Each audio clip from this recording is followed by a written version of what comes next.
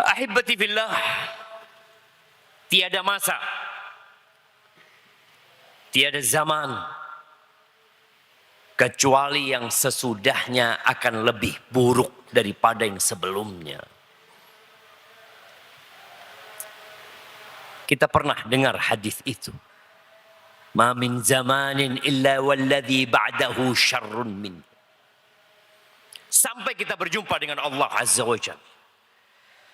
Dunia semakin kemari semakin menakutkan. Dunia ini semakin tua. Sehingga dia harus berias, bersolek. Untuk menutupi cacat-cacat yang ada di dalamnya. Kita tahu bagaimana orang yang sudah tua renta agar dia tampak menarik dan menggoda. Maka dia harus bersolek dengan riasan yang mungkin tebal sekali. Sehingga banyak orang yang tertipu dengan dunia. Allah Azza wa Jalla berfirman. Yang firmannya diturunkan kepada Nabi kita Muhammad alaihi salatu wassalam lebih dari 14 abad yang lalu. Allah mengatakan, ya ayyuhan nas, wahai manusia.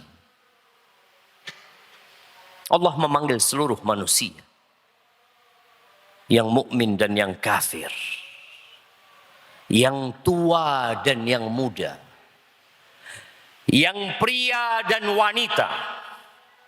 Ya ayyuhan nas, inna wa'dallahi haq. Kata Allah, sesungguhnya janji Allah itu benar. Kita akan mati. Kemudian kita akan dibangkitkan kembali. Dunia ini akan hancur. Masjid yang kita lihat kokoh sekarang ini akan rata dengan tanah. Sawah-sawah yang kita lihat sedang menghijau akan menjadi debu, akan menjadi kering dan tandus. Allah akan bangkitkan kita. Kemudian Allah akan berikan balasan kepada kita sesuai dengan amal perbuatan kita. Ada surga Allah buat orang-orang yang bertakwa dan ada neraka buat orang-orang yang kafir dan tidak bertakwa. Lalu Allah mengatakan, fala taghurrannakumul hayatud dunya. Kalian jangan mau ditipu sama dunia. Jangan tertipu dengan dunia. Kita lihat sekarang dunia semakin tua sehingga dia berusaha untuk menampakkan hiburan-hiburan, sarana-sarana, fasilitas-fasilitas untuk memudahkan manusia sehingga manusia tertipu. Dulu orang naik onta, sekarang naik pesawat. Dulu orang kirim surat ya. Dulu orang tahu gimana capeknya hidup di dunia. Dia kirim surat berbulan-bulan baru sampai. Dia ingin tahu kabar saudaranya. Maka dia harus menunggu surat itu datang. Sekarang di belahan dunia manapun engkau kirim surat sekarang pula dijawab oleh mereka. Lebih menipu lagi dunia. Maka jangan tertipu dengan dunia. Wala yaghurrannakum billahil gharur. Jangan mau ditipu dengan setan. Kita lupa sama Allah gara-gara setan membuat kita lupa. Kita sibuk dengan dunia kita, lupa bahwasanya Allah menciptakan kita untuk mengabdi kepadanya. Jamaah rahimakumullah. Sehingga semakin mendekati kehancuran dunia ini, manusia ternyata semakin rakus dan berambisi. Kata Nabi SAW di dalam hadis yang diriwayatkan oleh Al-Hakim, iqtarabatis sa'atu Wala yazdadun nasu 'ala dunya illa hirsa. Hari kiamat semakin mendekat. Tidak bertambah dengan dekatnya ini ambisi manusia kecuali semakin dahsyat terhadap dunia ini. Semakin rakus sama dunia. Semakin cinta kepada dunia. Kenapa? Tadi kita mendapatkan banyak kemudahan, jemaah. Fir'aun tidak pernah merasakan ASI, jemaah, walaupun dia raja di Mesir sana. Fir'aun tidak pernah merasakan bagaimana naik pesawat, menempuh perjalanan yang jauh dalam waktu yang sempit. Nggak pernah Fir'aun merasakan itu. Nabi kita Muhammad alaihi salatu wassalam, sebagai manusia yang paling dicintai Allah Jalla Jalaluh, juga tidak merasakan fasilitas-fasilitas, sarana-sarana yang kita sekarang merasakannya. Sehingga ketika mendekati kiamat, sarana prasarana semakin canggih. Kenyamanan manusia semakin banyak. Dan manusia semakin cinta kepada dunia. Semakin ingin menumpuk dunia. Dulu Allah katakan alhaakumut takatsur. Dan hari ini pun tetap dikatakan kepada manusia alhaakumut takatsur. Tapi semakin menjadi-jadi ketamakan dan kerakusan manusia. Wala yazdaduna minallahi illa bu'da. Dan manusia semakin menjauh dari Allah Azza wa Jalla. Ahibati fillah, ambisi manusia terhadap dunia membuat kita lupa dengan aturan Sang Pencipta. Sebagian rela mengorbankan rahimnya, mengorbankan keluarganya untuk mendapatkan dunia. Sebagian rela mengorbankan kenyamanannya demi untuk menikmati sedikit dunia. Ahibati billah, di antara kenyamanan yang dapat dirasakan oleh manusia sekarang ini adalah pinjol. Pinjaman online. Dulu orang mau pinjam duit itu harus cari orang lain. Sekarang dia berada di kamar tidurnya tanpa ada manusia yang mengetahui. Dia bisa melakukan pinjol. Emangnya ada apa dengan pinjol? Ahibati fillah, orang dulu pinjam duit kalau butuh. Sekarang orang pinjam duit hanya untuk kesenangan. Bukan karena kebutuhan. Islam membolehkan pinjam duit. Tapi dengan cara yang sesuai dengan syariat. Tapi Islam juga mewanti-wanti kita jangan sampai berhutang. Kalau bisa. Kata Nabi alaihi salatu wassalam, la tukhifu anfusakum ba'da amniha. Kalian jangan meneror diri kalian sendiri. Ini belum ada pinjol, jemaah. Nabi alaihi salatu wassalam sudah mengatakan kalian jangan meneror diri kalian sendiri. Menakut-nakutin diri kalian, membuat galau hidup kalian. Setelah Allah berikan keamanan kepada kalian. Ketika Nabi menyampaikan itu alaihi salatu wassalam, sahabat tanya, gimana ya Rasulullah kita menakut-nakutin diri kita sendiri? Biddain, dengan berhutang. Orang yang berhutang itu harus menjadi budak pemilik uang akhirnya. Utang itu adalah hammun bil lail wa dhullun bin nahar. Utang itu kegalauan, kecemasan, ketakutan, kekhawatiran di malam hari, dan kehinaan di siang hari. Itu utang yang tanpa riba.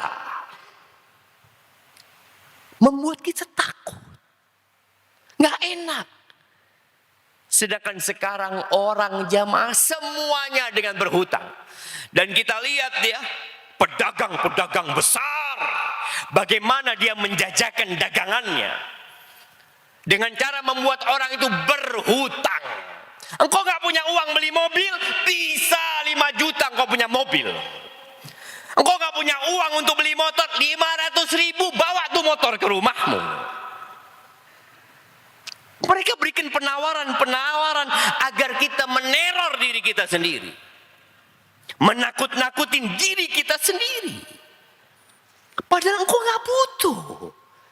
Tapi dengan adanya kemudahan-kemudahan, dengan adanya tadi pinjam online, orang akhirnya melakukan peminjaman-peminjaman yang tidak butuh. Dia hidup dalam ketakutan. Dia sedang meneror diri dia sendiri. Apalagi kalau pinjamnya riba. Maka dia akan mendapatkan 2 hal. Yang pertama, dia membuat dirinya dalam teror, dalam ketakutan. Yang kedua, dia mendatangkan laknat kepada dirinya. La'ana Rasulullah sallallahu alaihi wasallam akilar riba wa mukilahu wa katibahu wa syahidai. Rasulullah sallallahu alaihi wasallam melaknat orang yang makan riba. Sebagian kita melihat ini peluang untuk mendapatkan keberuntungan. Pemerintah kita di tahun 2024 ini sudah menutup hampir 10.000 pinjol yang tidak terdaftar, yang ilegal. 10.000. Bayangkan orang berpikir, oh ini peluang untuk mendapatkan uang. Ya, engkau mendapatkan uang plus laknat. Engkau dilaknat. Uangmu nggak akan berguna buat dirimu. Engkau mungkin punya uang banyak, seakan-akan kau dapat menikmati dunia ini. Lah, engkau terkutuk. Wa mukilahu, yang pinjam, yang meminjamkan, yang membuat aplikasi pinjol, yang kerja di sana. Ini sama dengan pinjaman yang lainnya, bukan hanya pinjol, tapi semua bentuk utang piutang yang ada keuntungan di dalamnya. Dia mencari keuntungan yang disebut dengan riba. Engkau yang pinjam pun dilaknat. Oh, saya tidak pinjam, saya cuma bekerja. Saya hanya mencatat. Saya hanya di depan komputer bekerja. Yang mencatat, yang jadi saksi, sama aja jemaah. Yamhaqullahu riba. Allah akan menghapuskan berkahnya riba. Dihancurin pelan-pelan tapi pasti. Ya, Allah mengajak kita untuk tobat. Ya ayyuhalladzina amanu taqullaha wa dharu ma baqiya minar riba. Wahai orang-orang yang beriman, bertakwalah kalian kepada Allah. Tinggalkan sisa-sisa riba. In kuntum mu'minin, kalau kalian beriman. Kalau kalian kafir, lanjutkan. Kalau kalian beriman, berhenti. Fa in lam taf'alu. Tapi kalau kalian nggak mau, kalian tetap mau melakukan riba, fa'dzanu biharbin minallahi wa rasulih. Maka ada pengumuman perang dari Allah dan Rasul. Maka ahibati fillah, berkaitan dengan hal ini, kita perlu takut sama Allah Azza wa Jalla. Aqulu qawli hadha wa astaghfirullah li wa lakum wa li sa'iril mu'minin wal mu'minat fastaghfiruhu innahu huwal ghafurur rahim.